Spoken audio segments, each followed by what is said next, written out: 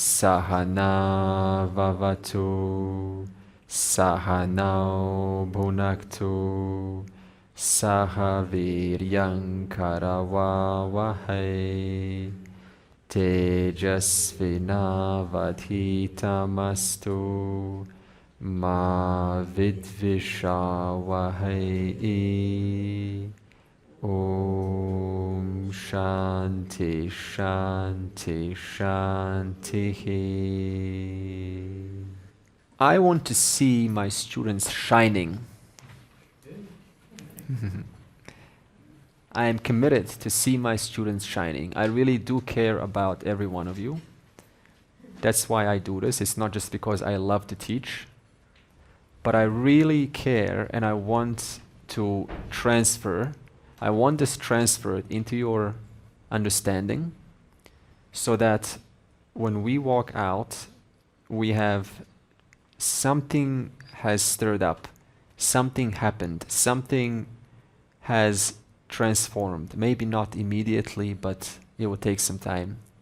So far, we have been doing this for 5 days.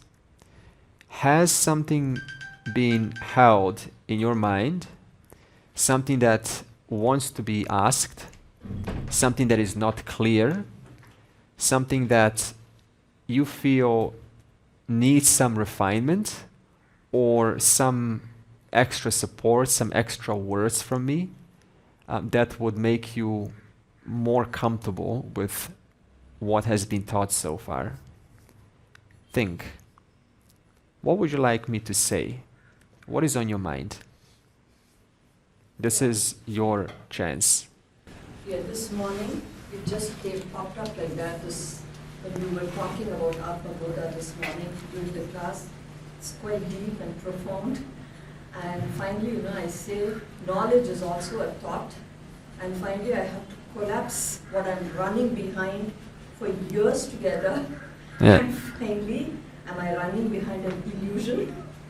It just came up like that this morning, and then I didn't have enough time to sit back and think, where does this come? Why did it pop up just there this morning? Because knowledge is also a thought, all that we are doing, talking and all that. And finally it will collapse. I really reached the realization. So I say, am I running behind an illusion? Because it is mithya. Yes, so knowledge keeping with the reality doesn't contradict reality.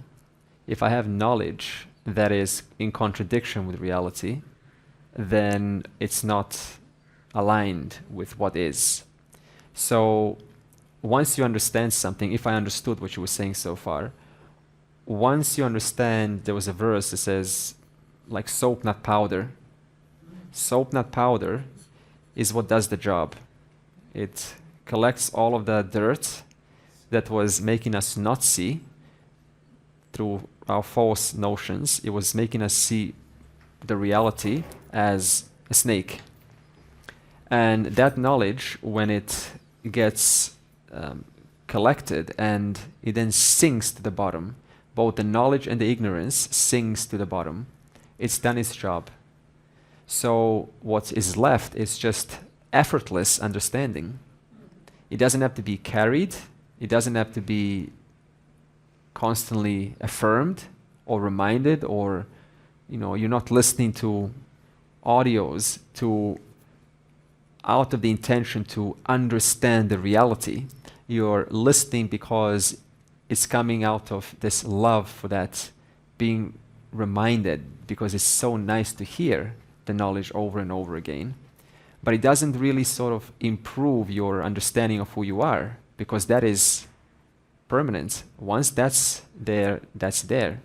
But you may still get very much involved in knowledge and listen to classes and help yourself. I still do. I love to listen to my teacher. If I stopped several years ago, I would have not been the man that I am today. I continued because, as I said some classes ago, I discovered there are so many little deficiencies that I didn't know I had.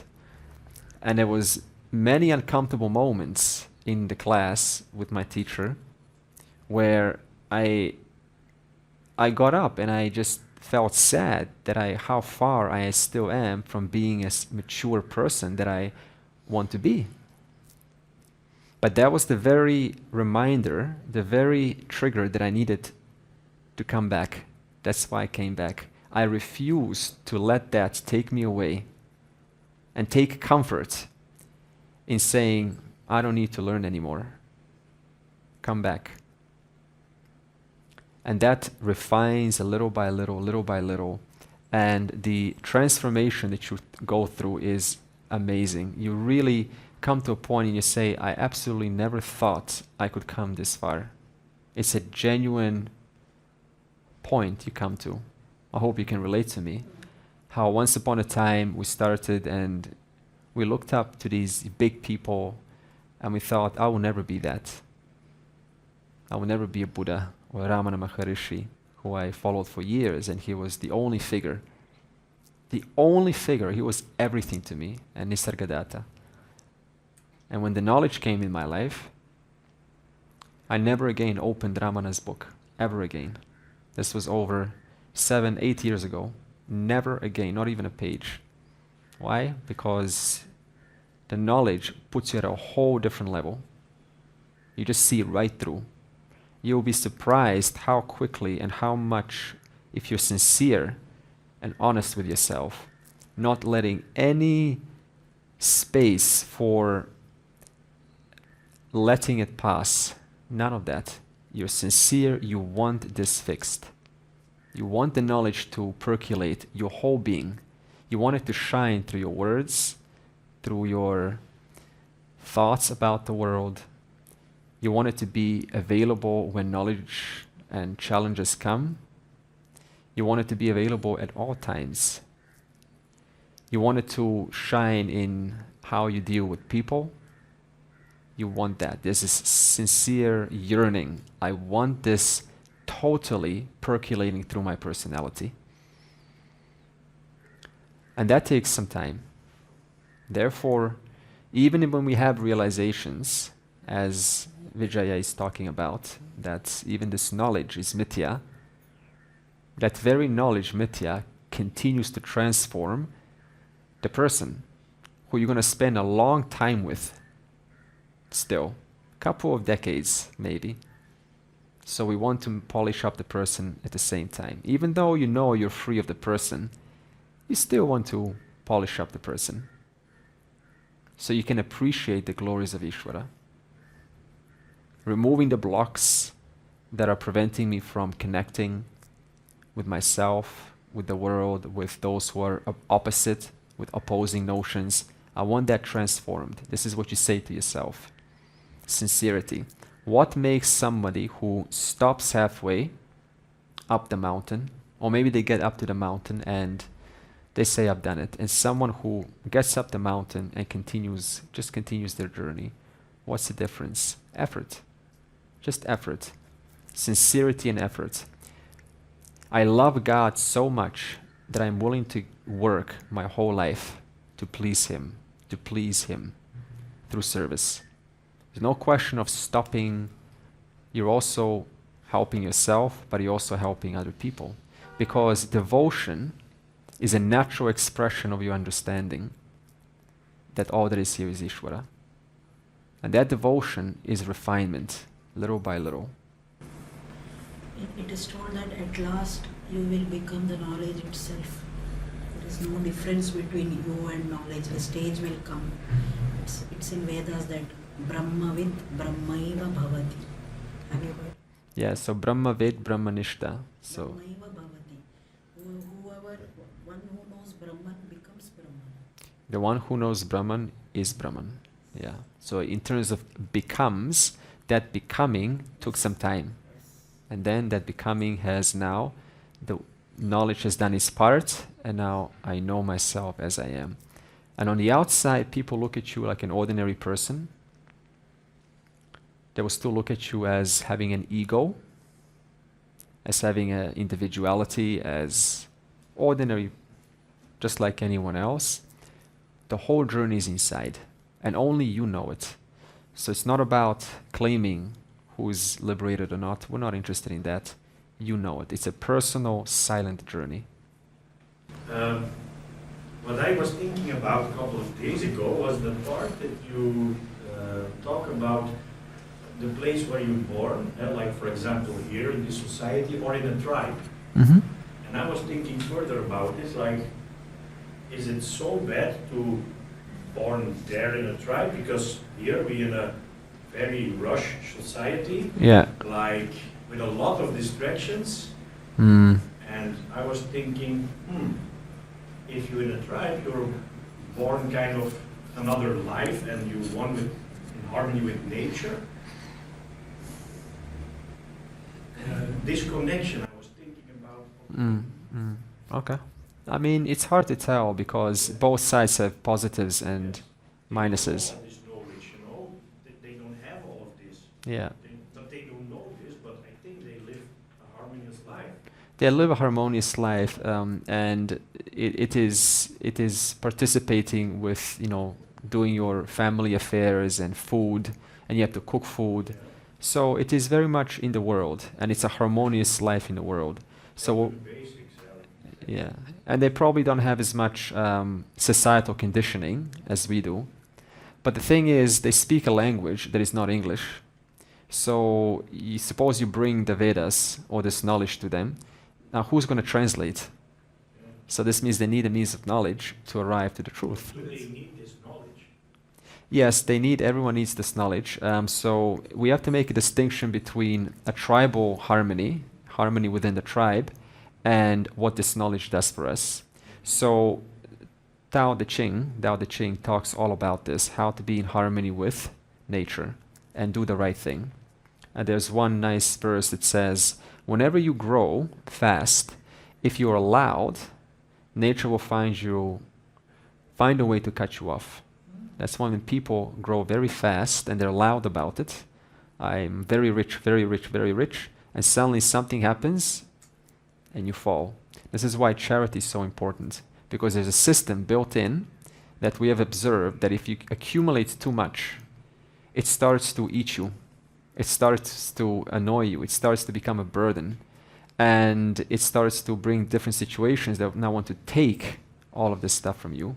So there's this law that through giving, this is in some religions we have, give at least 10% or something, then you negate that effect. And this is what I learned very early on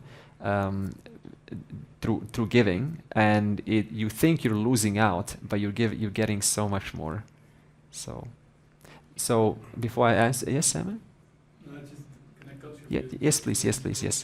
Well, I was thinking the seers lived in ancient Indian times, no?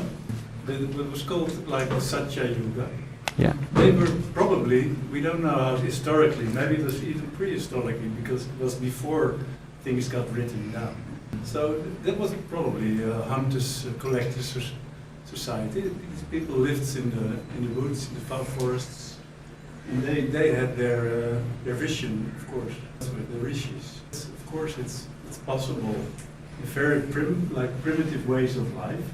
I think they had no stress. They got their fruits. They maybe hunted a little bit. We don't know. But they were the seers in the ancient times, living a very simple life.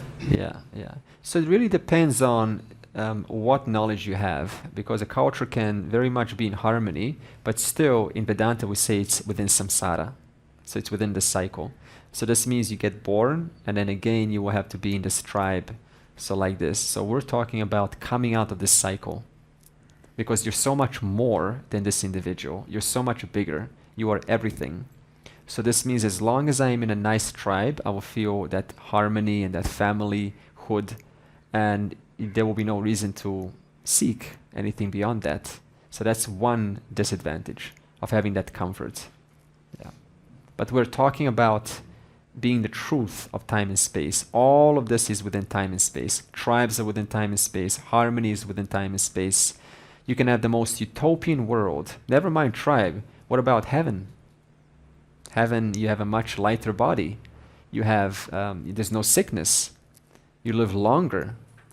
There is natural happiness is spontaneous. You don't have to do something to be happy. constantly happy. So this is heaven, loka, svarga. But even there, you fall. This is how the system is set up. You eventually fall back to a situation on earth, and then you have to again work out your stuff. So now after some time, the person through their discernment comes to a point of maturity and says, I want more. Something's missing. And then Vedanta comes into your life, and you come out of the whole cycle. You are so much more than this individual. And if the person ever gotten a glimpse of that, they would know, they would probably be very motivated to continue pursuing. Talking about knowledge, like we have so much knowledge and misunderstanding we gained here in the last 5 years and before that, but there is still so much content out there, like so many Upanishads and so much literature, so many prakriyas. Where do we draw a line? Because every time you get this new Sanskrit words thrown at you, new prakriyas come to you, you try to like reconcile it all. So Sure. kind of like you can keep doing it for the whole lifetime. You can. However, one lifetime is not enough. yeah, but you probably won't do it for a whole lifetime, because why do we have so many prakriyas? Prakriyas means method. Because why do we have so many gods in India, right? Because they all represent a personality. And I may want Ganesha, someone wants Durga, someone wants Saraswati, because they value different facets of one reality. So prakriya, in that same way, they all point to the same reality. They're just different methods. And there's actually not that many prakriyas. Atma Bodha basically has about 90% of prakriyas. So they're taking all of the prakriyas in the Upanishads, it's all in Atma Bodha. So every prakriya's purpose is to arrive us to the final truth. So yes, there's so much more content out there, but you got to ask yourself, what kind of content are you talking about? If you're talking about science and the universe, then you now know through this knowledge that I'm ever only going to find intelligence through analysis. So now how much knowledge more do you need to figure that out? That it's all intelligence. One prakriya, Satyamitya, did that.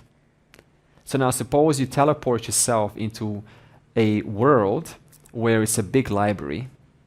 Some spaceship comes over, picks you up, drops you off on a planet, and the door opens, and you just see this huge library of trillions of years of written information about everything that we don't even have right now. What would be your reaction when you see that? The basement of the Vatican, probably a lot of knowledge laying. Yeah. It brings nothing new. Huh? It brings nothing new. It is nothing. It's interesting, but you come on the same point if you read all the billions of books. Go on. What would you say? This tests your knowledge. This tests how firm you are in the reality. We'll ask the librarian to fetch me a book of essence of all these books. Summarize with AI, right? All of them. The crux in 10 points. Find the Vedanta section. Yeah, exactly. Good one. Vedanta section, if there are 5 minutes.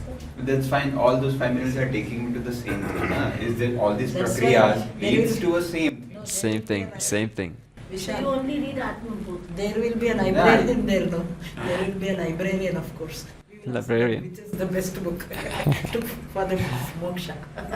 For example, But if he is from some other school, he'll guide us some other way. Yeah. Vedanta. What would you do? Trillions of books. Every book in the universe. From every world, from every jiva, from every loka, past, present, and future. find a guru. Go back.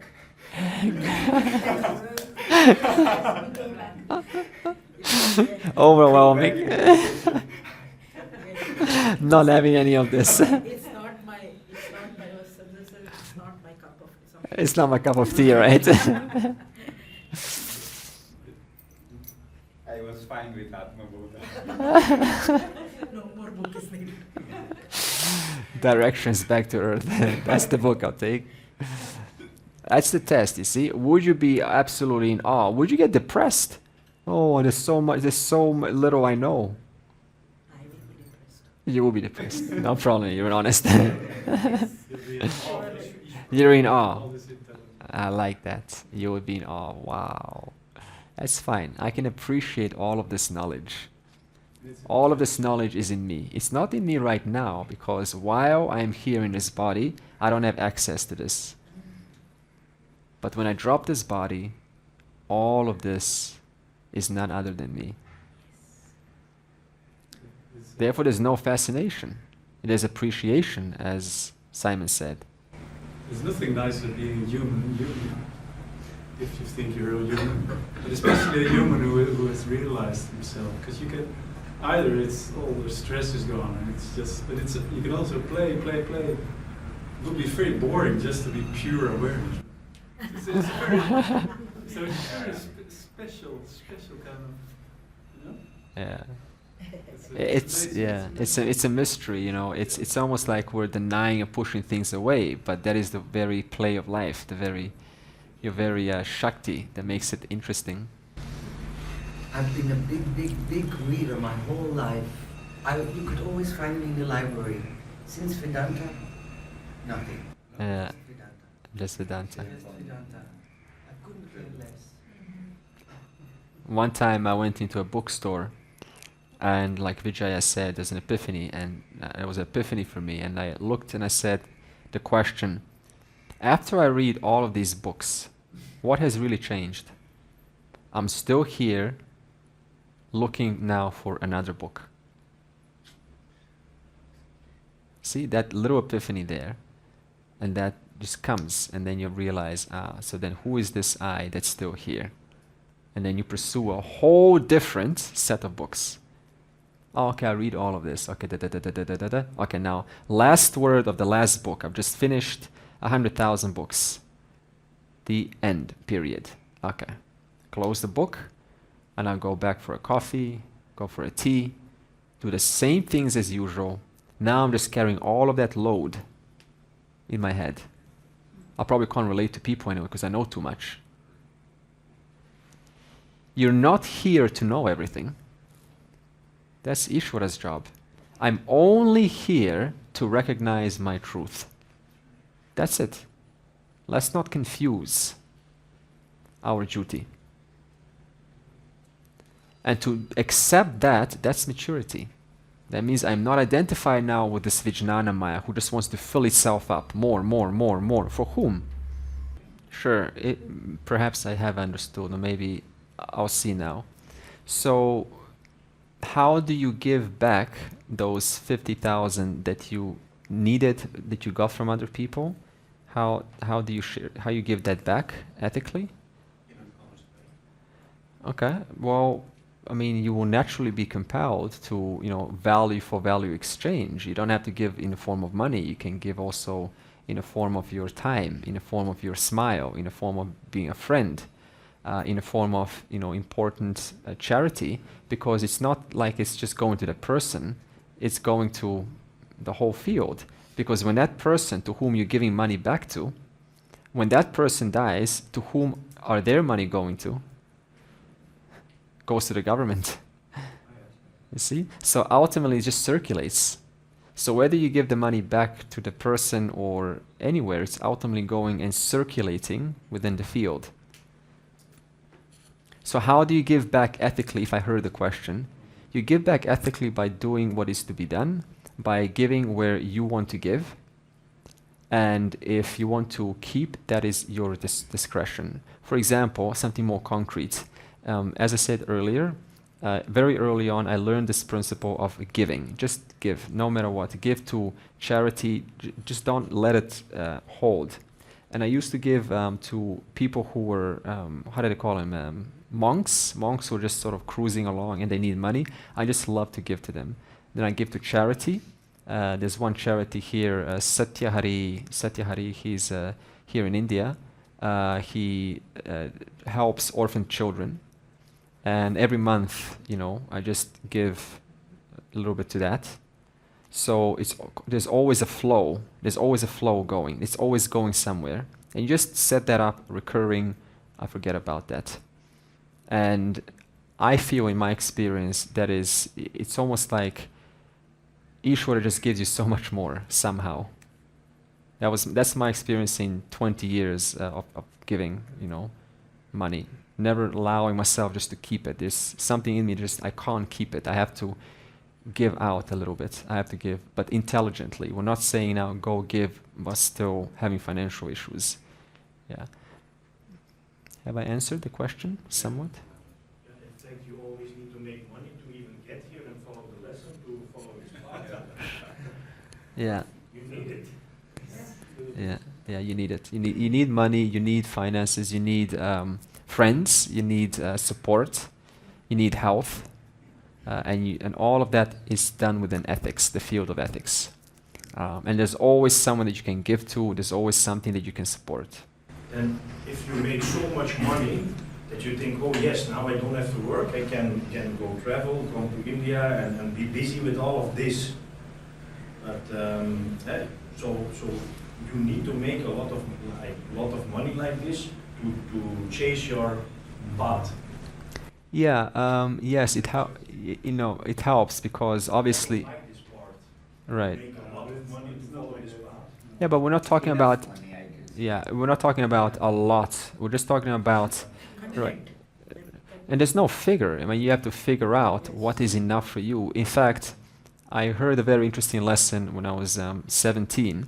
And the fella said, always have enough to have 1 year worth of income if you were not working. So you can depend on 1 year worth of income from your bank.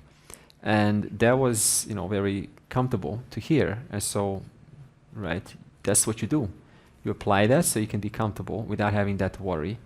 See, there's two factors. There's trust that, it's going to be there. There's also self-effort. You can't just say pray, pray, pray, and then let these things fix. It really is hard work. So we're talking about transactional world, dealing with transactionally so that we can have a relatively good life, you see? So there's an integration there. There's knowledge and also having a relatively good lifestyle. They both support each other. If one's got some problems back home or something, it's going to affect one. I had once a couple who they were sitting in my class and I realized they weren't paying attention because they were just thinking about the recent breakup. So the bodies were in the class and it fooled me. I thought, oh, 2 present people. I've got 2 students. Might as well say they're not present. You see? So something happened and one is not taking that initiative to say, hey, I'm not available to the knowledge. So in fact, it's not fair to give an impression to the teacher that you're present while you're not present. That's why we say sahana vavatu, sahana bhunaktu. Both need to make an effort to be honest. That's what it's about. Okay, now I'm going to do a few verses. So we have this rope. And this rope is the reality.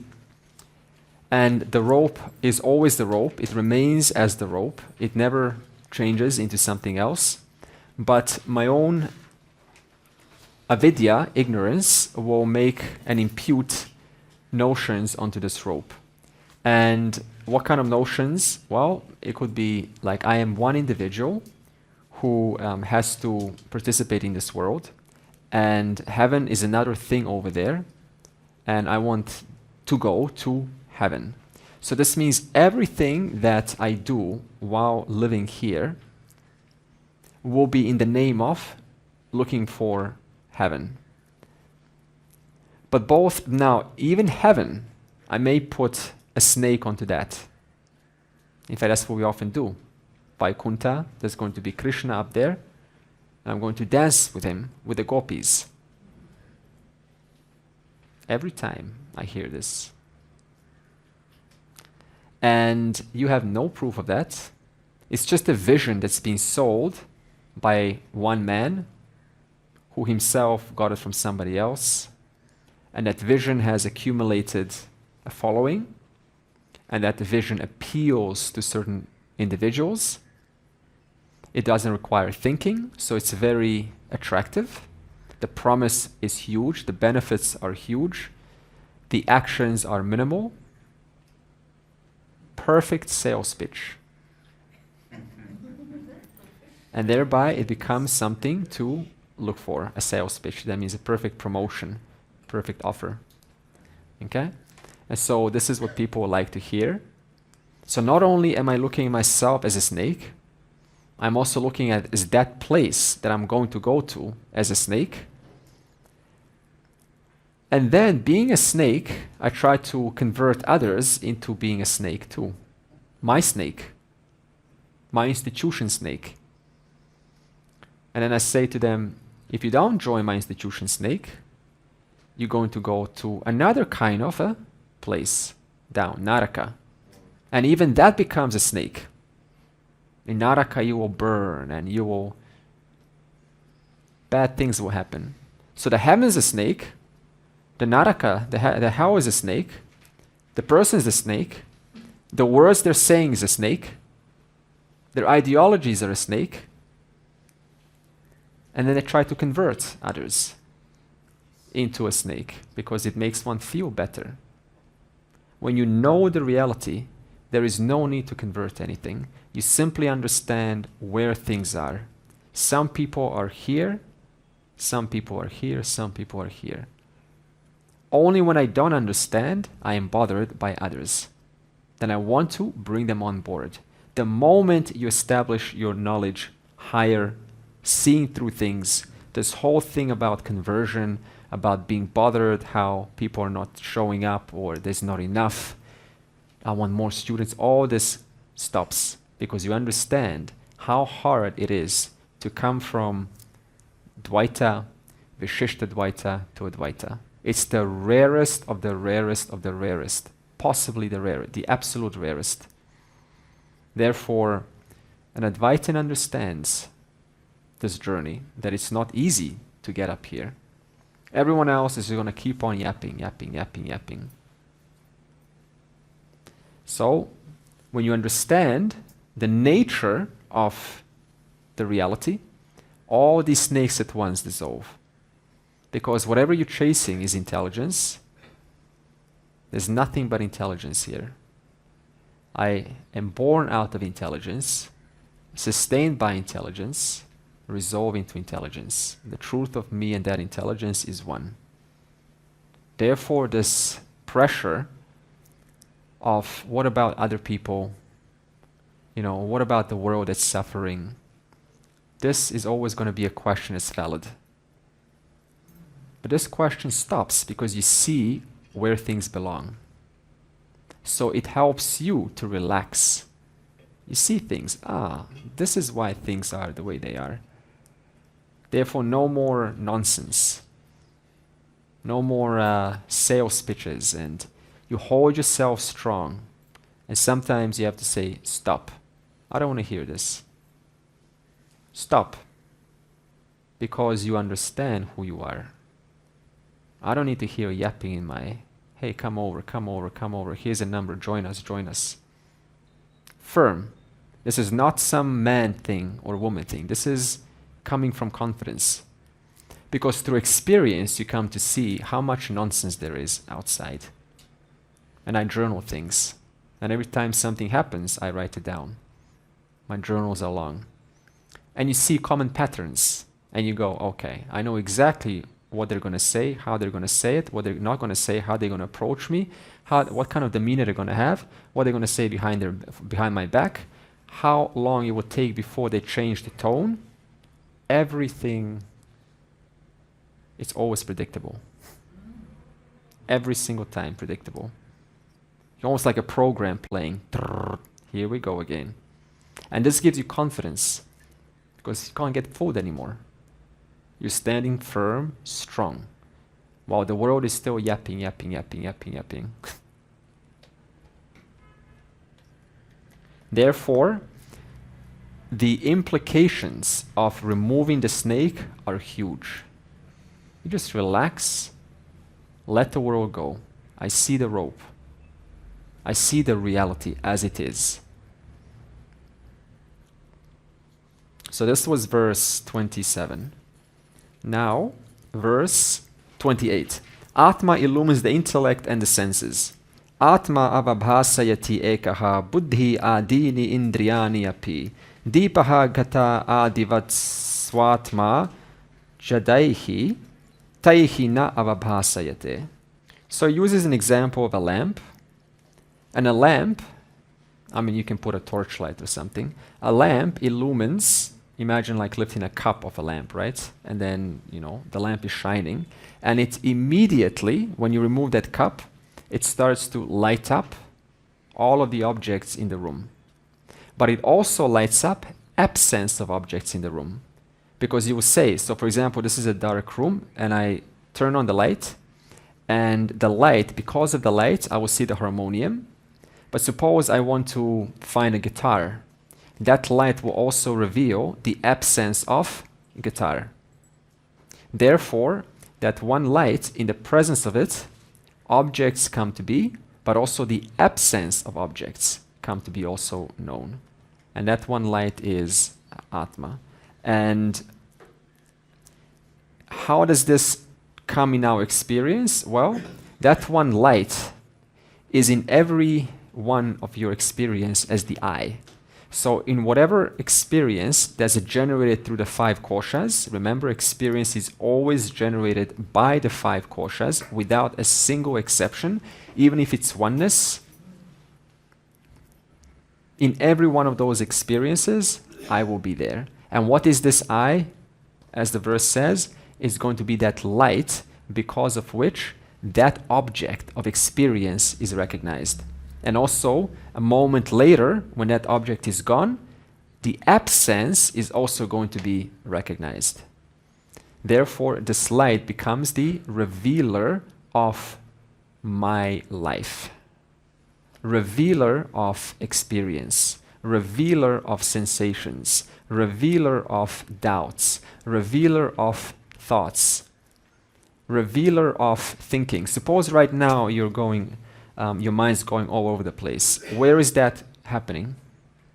Suppose the mind's agitated a little bit right now. Where is that happening? At the level of the mind, the body, the brain. All of these chemicals may be a little bit out of balance, cannot focus, cannot sit still. All of this is 5 koshas. Is that known to you? Is that known? You have to say, yes, it is known. There's agitation. So this means the koshas never displace you. Experience never displaces you. What about an experience of being totally lost? Like I have no idea what what this is about. Which I kind of doubt this is what you're thinking, because I think everyone's clicking. Yeah, everyone's connecting. And you go, I'm not really sure, right? Or I'm not clicking. Remember, that is still going to be kosha, mind. And I will be there as the light because of which that experience is revealed. Therefore, no doubt ever displaces you. Do we understand this? I'm not convinced. No doubt ever displaces you. So now, what question would you ask a question, or what question would you ask, if any, and say, Andre, I don't understand this. How am I satyam? How am I awareness? Suppose you're not connecting to me right now. I don't believe that I'm awareness. Fix me. Go. I'm going to now say that. I don't believe I'm awareness. You're now my teacher. Go. What is it that makes that? No, go. Don't. Confident. In whose presence you are doubting? Okay. Who is that doubter? Ramana. What is it that is not convinced? Go on. I'm not convinced. I'm awareness. What is it that is not convinced? What is it? Ah, I like that. That speaks to me. You see that? So this means that's a good teacher. What is it that is not convinced? I love that. Now I'm forced to inquire. Okay, my mind. My mind is not convinced. Okay, instantly I am now clear. Please remember this. This is the crux of the teaching. Are we on the same page? Suppose you're falling asleep and kind of dozing on and off. What's falling asleep? The mind and the body. In the presence of I, there is an experience of falling asleep, dozing on and off. That means it doesn't affect me. The light, because of which object of experience is revealed, and absence of objects is also revealed. What do I mean by absence? For example, do you remember, when you want to say something, but it just escapes your mind? It was there, just a second, just it go, oh, where is it? I'm trying to get it. So, in the presence of I, the absence of that memory is also revealed. Can you say, I know that I don't know? Yes. Yeah, but that I know, that is silent and unverbalized. That's an unverbalized. Because even if I say I know that I don't know, or I know that I know, if I slow that down, I know that I don't know, I'm aware of the entire experience. So that's the aham janami. When you say I know, that's the ahamkara speaking. But while I'm saying I know that all throughout there's awareness of that. Okay.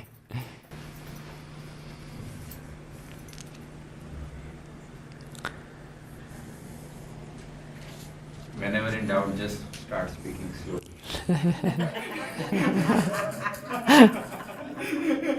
This is it. When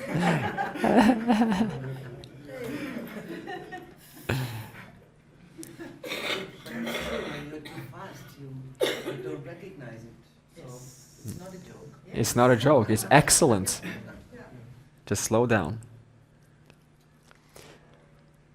So can there ever be an opportunity for you not to find yourself? Would there ever be a case where you will not suddenly see yourself? You're gone. Oh, I've got a thought that I'm gone. I'm now truly gone. Are you truly gone? Then why did your thought say I'm gone if you're not truly gone? How do you know that you're not truly gone when your thought says I'm gone? I lost it. The light was on in the class, now it's off. I challenge you and say, even when your light is off, it's not off. Prove it. Because you are aware of the obvious. Because there's awareness of the light going off. That light going off, that's a mind slightly in doubt. But I am there illumining that thought. And that I that's illumining, that is Brahman. That is what all of the scriptures in all of the world, at least the Vedas, are showing you. And the others are attempting to convey, but they don't have the right pramana. That is the final thing, and that's called moksha. If you're connecting to my words and totally relating to what I'm saying, when I say this light in whose presence objects and absence of objects are revealed, and you're truly connecting, which I don't know if you are, but you know, that's called moksha. That's the big thing that everyone's looking for. Why everyone's going to the temple, worshipping, long lines in India, right? Long line, Tirumavalai. Long line, man, I got stuck in there. I was like, oh, what am I doing here? I wanted to see. I changed my mind and I had to go back. It was a ramp. That's what everyone's looking for. So if you're connecting to my words, you are in touch with the highest of the highest. That's all what is ever and was ever meant to be shown to you. That's moksha. Like, wow, yeah, simple. You see? Darkness is illumined by awareness. Even darkness is illumined by awareness. Ignorance is also illumined by. The room is lit with light that we know, but not lit by light is also. Yeah, it doesn't matter what. It's always the substratum, adhisthana of all. Therefore, the highest is being accomplished. By what? Verse 28. Let's see what could possibly further verses say then.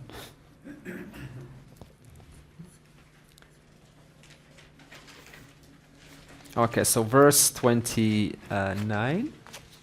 Atma is, there we go. Atma is self-revealing. Svabodhe na anya bodhe cha bodharupataya atmanaha.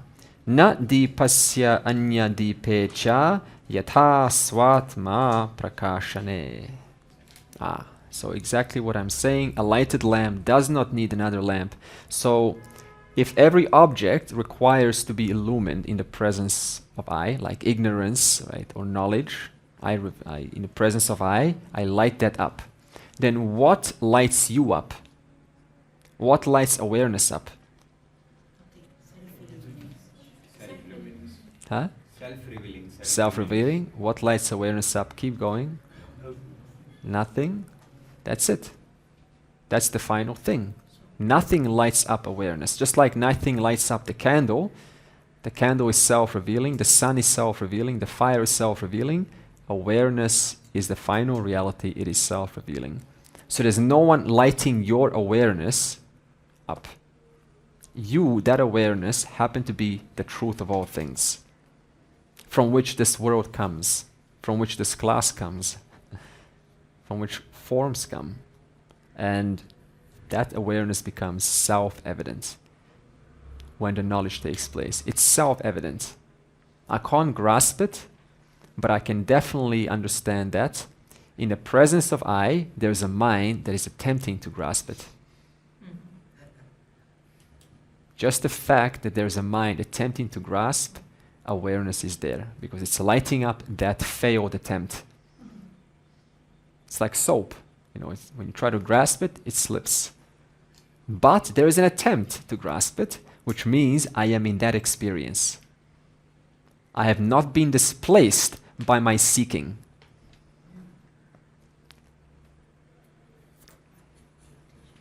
And there's a simple methodology, another prakriya, to show us this. It's called bhati anubhati. Bhati anu, that means after, anubhati shines after, anubhati. So what shines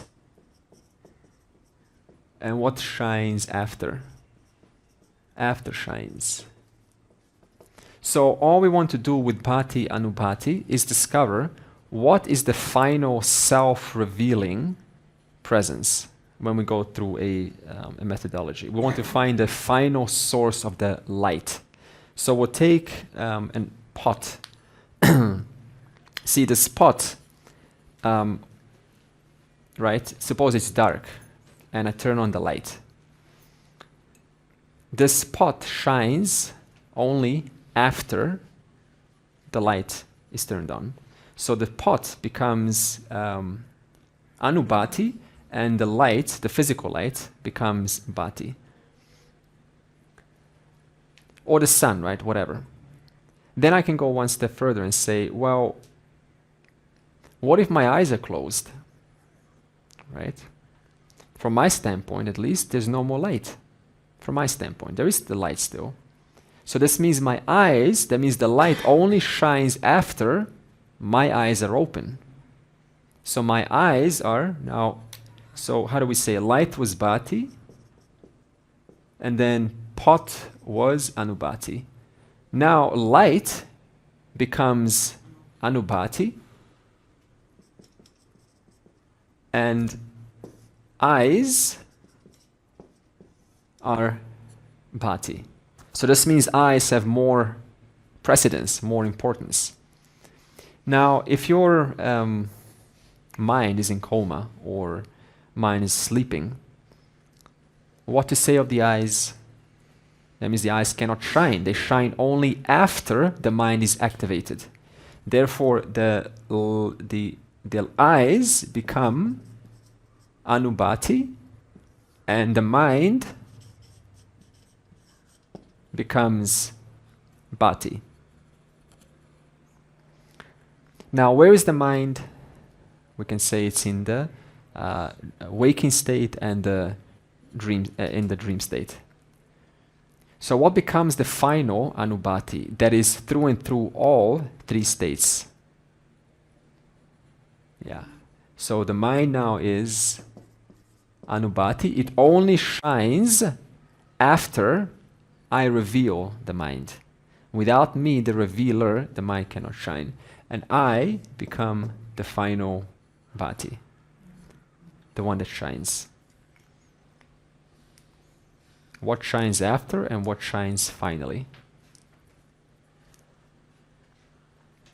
So this means I am the presence because of which the mind is revealed, the eyes are revealed, the light is revealed, and the pot is revealed.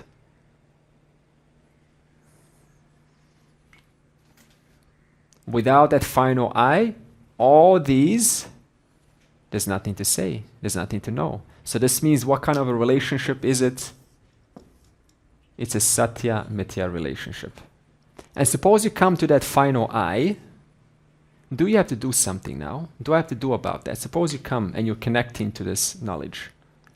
Is there something like, what do I do now, right? What do I do now? No. Because the nature of I is actionless. Why do I say actionless? Because if it's, you only need to do an action if you're here and not there. So I need to move my arm with an action to grab that pot because my arm is not there. So whatever is localized within time and space is action full. But that which is all pervasive, like space, it doesn't need to do any action because it's everywhere. So like that, space being all pervasive, the truth of all pervasive space is intelligence, and the truth of all pervasive intelligence is all pervasive awareness. Therefore, this awareness becomes actionless. So the question, what do I do now? That question only belongs at the level of your mind and your body.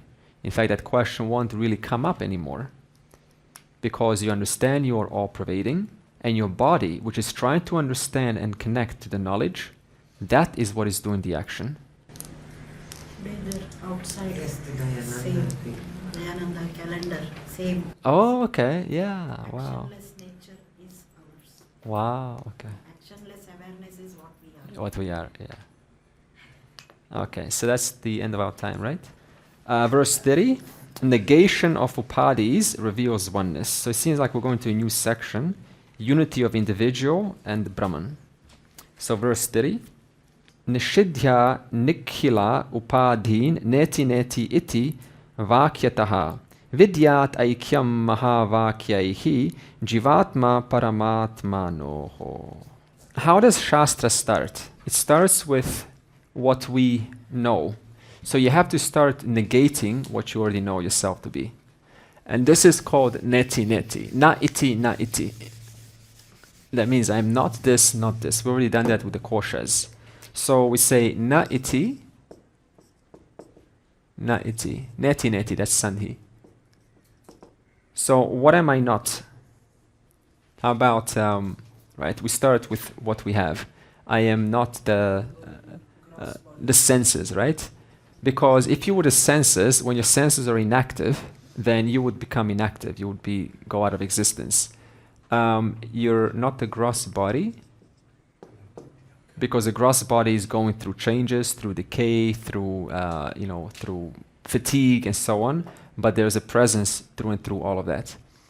You are not the mind, because we said that 60K thoughts plus minus, our mind changes every day, and we don't feel changing 60,000 times. There's a continuity of self. That's how everyone relates with. And we're also not the causal body. Why? How can you explain why you're not the causal body instead of just saying it? What is a causal body? You have to first ask. It is impressions. It is, prarabdha karma. It is, that desires also come out of that. So this means, ignorance. So this means causal body. Every time a desire comes, the causal body changes, but you don't feel like you're changing. You're still the same person. So causal body in the form of desires. Okay, samskaras. The samskaras just manifest at the level of desires. Vasanas samskaras. Okay? So I'm not all of this. Now, suppose you're constantly worried about the past, present, and the future, right? Where is likely your mind? Past, present, and future. Like I'm constantly in the past, you know. I go to my parents and they say, hey, remember the good old times when we were at our grandparents, how you were little children and we all were a nice family and we had a dog. Every time I go, it's a past, past, past, past. And then someone else, let's talk about the future, future plans, future this, future that. And someone else is only in the present, you know, the present. Kind of because it's easy not to think about the past or the future. Where is my mind? Where am I?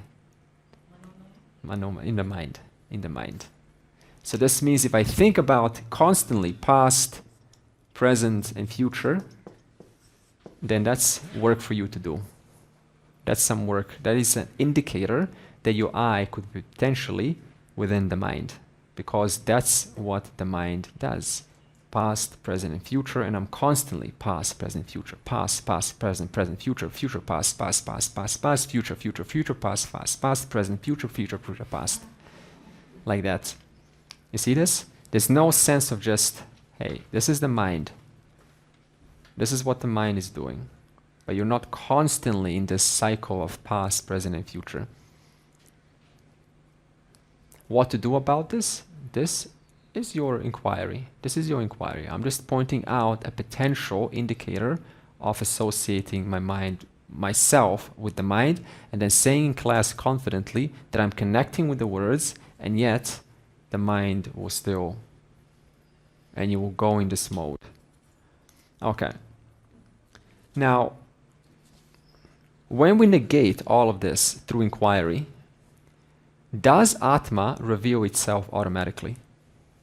Suppose we negate all these koshas, we negate the three bodies. Does Atma now suddenly flourish?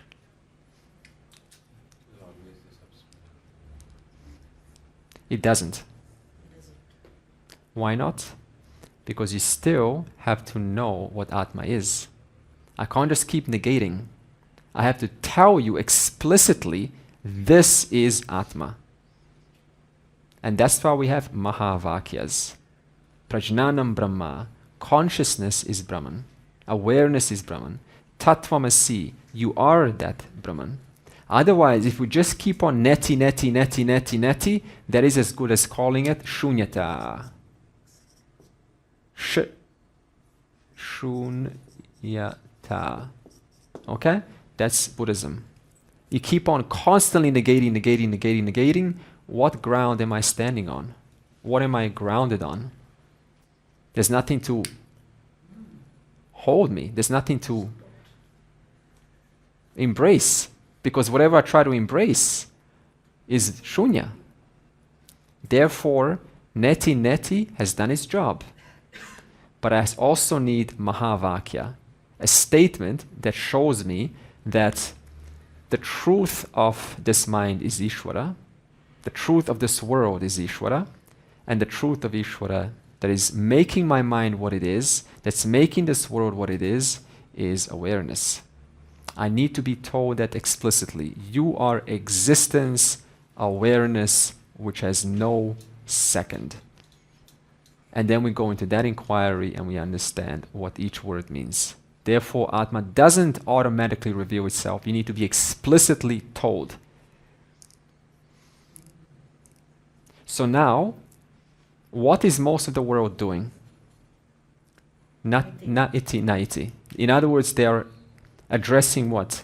Atyasa, superimposition. Negating atyasa. Atyasa. But what does Vedanta attack? It attacks avidya. In other words, na-iti attacks atyasa.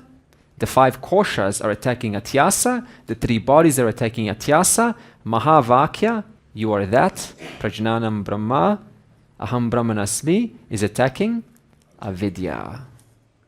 So Mahavakya, that's the purpose of Mahavakyas, is attacking ignorance.